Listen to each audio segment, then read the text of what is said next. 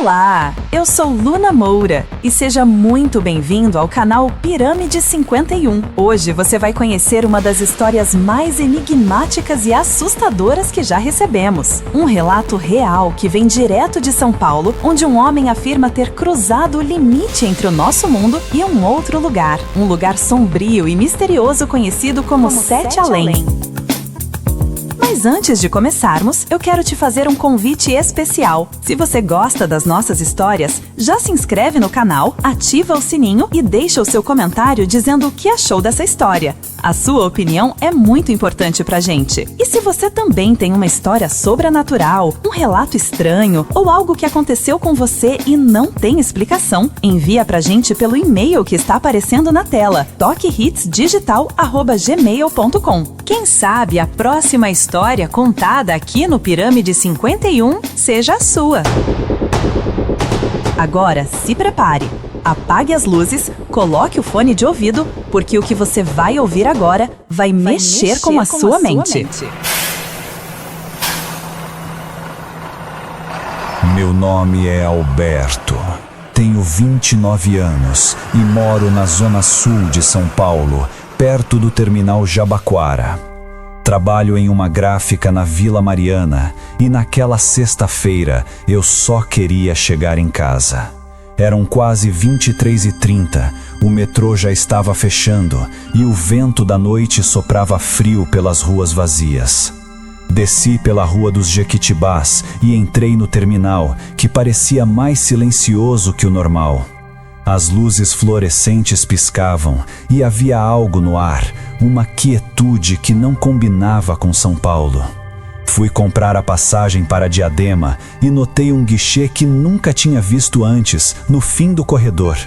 O homem por trás do vidro era muito pálido, usava terno escuro e tinha um sorriso fixo, quase falso. "Último horário, rapaz. Cuidado para não dormir no caminho", disse ele me entregando um bilhete. O papel era amarelado, meio úmido. Estava escrito: ônibus 3777 Jabaquara, Diadema.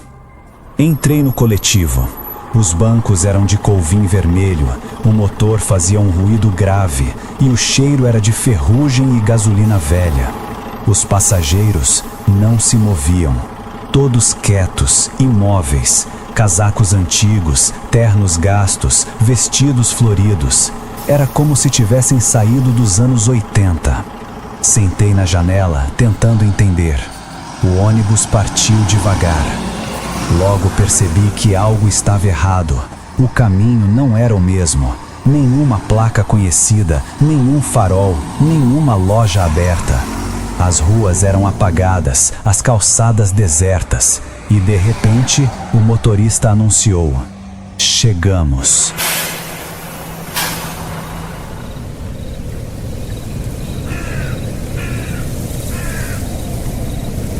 Desci e vi uma placa: Rua São Caetano. Mas não era a mesma que eu conhecia no bairro da Luz. As vitrines estavam sujas, empoeiradas.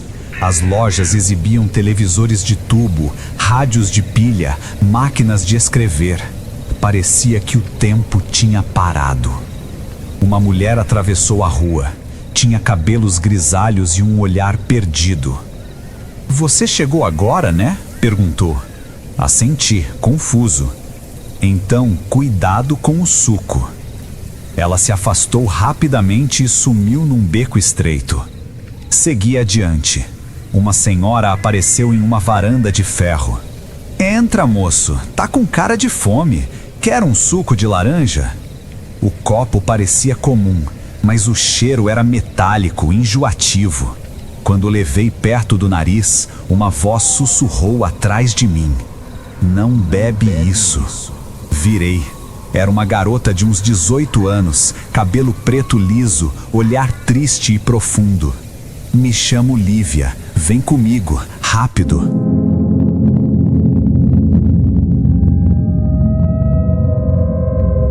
Lívia me levou até uma casa antiga, na esquina com uma rua de paralelepípedo. O portão de ferro rangia. Por Por dentro, o ambiente era de outra época. Sofás de veludo marrom, uma TV Philco de tubo, um rádio de madeira e o piso de cimento com vermelhão, igual às casas antigas que eu via quando era criança. Na parede, um relógio marcava 11h47 e o ponteiro não se movia. Eu morava na Vila Prudente em 1998, disse Lívia. Entrei num ônibus errado e vim parar aqui. Nunca mais consegui voltar. Olhei pela janela, o céu era avermelhado e o ar vibrava com um zumbido grave, como se a cidade respirasse. Lívia explicou que as pessoas daquele lugar pareciam normais no começo, mas com o tempo, algo nelas se perdia. Paravam de piscar, de comer, de falar. Apenas repetiam gestos, como se estivessem presas em um loop. A gente chama isso aqui de sete além, ela sussurrou. E se você aceitar o que eles te oferecem, fica para sempre.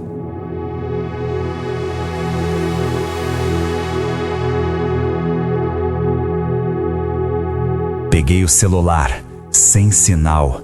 A bateria caiu de 80% para 1% em segundos. Você precisa sair antes que o tempo trave, ela disse, apertando meu braço. Saímos andando. As ruas pareciam São Paulo, mas tudo era mais apagado, com um brilho esverdeado nas lâmpadas. As pessoas andavam devagar, como se o ar fosse denso.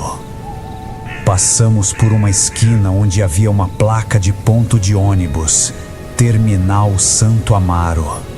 Mas o letreiro estava apagado, coberto de ferrugem. Nenhum ônibus passava. Um homem de terno preto se aproximou. "Tá procurando o caminho de volta?" perguntou.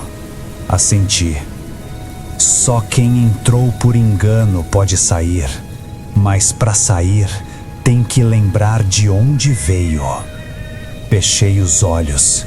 Lembrei da Rua dos Jequitibás, do terminal, do ônibus 3777. Mas tudo estava confuso, como um sonho embaralhado. O céu começou a mudar de cor, do vermelho para o azul profundo. Lívia olhou o relógio parado. Quando der meia-noite, as portas se fecham. Corremos. As ruas se torciam, mudavam de formato. Era como se os prédios respirassem. Passamos por uma ponte parecida com a Avenida do Estado, mas o rio abaixo não era o Tietê. Era uma água escura, densa, que refletia rostos distorcidos. Do outro lado, um grupo de pessoas observava em silêncio. Roupas antigas, olhos sem brilho. Uma mulher gritou: "Ele ainda tá vivo! Não deixem ele sair!" Lívia me puxou pela mão. Descemos por uma escadaria estreita. No fim, uma estação de metrô. A placa estava manchada, mas consegui ler algumas letras. Sé. Entramos no túnel. O ar ficou pesado, o chão vibrava, um barulho metálico ecoava. Parecia um trem se aproximando, mas o som vinha de todos os lados. "Se você ver o terminal", gritou Lívia, "corre e não olha para trás." A luz me envolveu. Acordei, sentado num banco frio. O som dos ônibus, buzinas e vozes me cercava. Olhei em volta. Estava no terminal Jabaquara. O relógio do celular marcava 11h47. As mesmas pessoas, os mesmos ônibus, o mesmo homem no guichê. Me aproximei. Ele sorriu, o mesmo sorriso estranho. "Dormiu no ponto, rapaz?" Olhei o bilhete. 3777. mas o papel estava rasgado e queimado nas bordas. Saí andando atordoado. Cruzei a Rua dos Jequitibás e parei no meio-fio. Foi quando vi Lívia encostada num poste, olhando para mim. Ela sorriu, acenou e desapareceu entre as pessoas. Passei meses tentando entender o que aconteceu. Fui ao terminal várias vezes, procurei o guichê. Nunca mais encontrei, mas não desisti. Publiquei relatos online, participei de fóruns sobre o Sete Além. Um dia, recebi uma mensagem anônima no Instagram. Você voltou. Mas ela também. O perfil não tinha foto, só uma localização. Rua Voluntários da Pátria, Santana. Peguei o metrô até a estação Carandiru e subi a pé. O bairro parecia normal, padarias, farmácias, gente indo e vindo.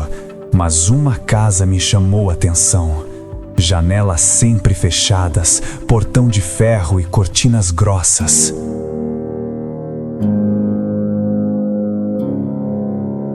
Toquei o interfone.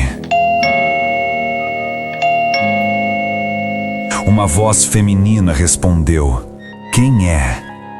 "É o Alberto." Silêncio. Depois de alguns segundos, o portão abriu. Lívia estava ali, mais velha, cabelo preso, mas o mesmo olhar. "Eu consegui voltar", disse ela, emocionada. "Mas não posso falar sobre isso." "Por quê?"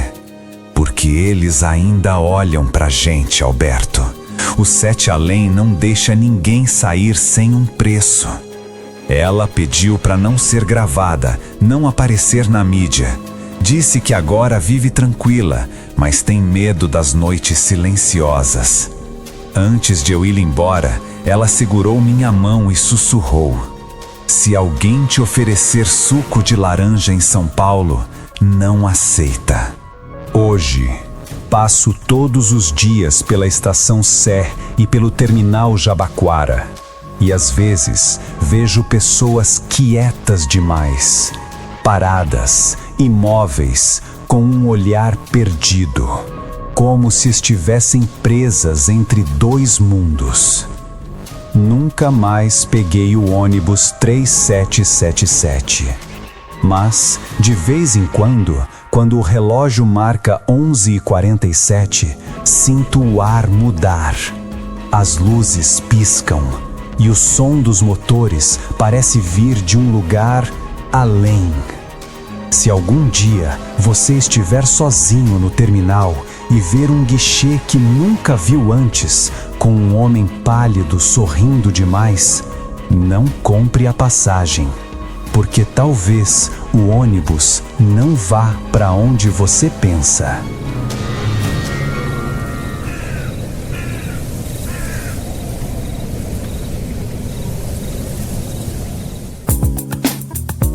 E aí, gostou da história de Sete Além? Quer saber mais sobre esse misterioso lugar? Ou até mesmo sobre outros temas como ufologia, fantasmas e aparições em estradas? Então comenta aqui na descrição do vídeo. Ah, e se você tem uma história real ou um relato sinistro para contar, envia pra gente nesse e-mail que tá aparecendo aqui na tela: toquehitsdigital@gmail.com. Muito obrigada por assistir. Eu sou Luna Moura e te espero no próximo vídeo. Até lá e cuidado por onde anda à noite.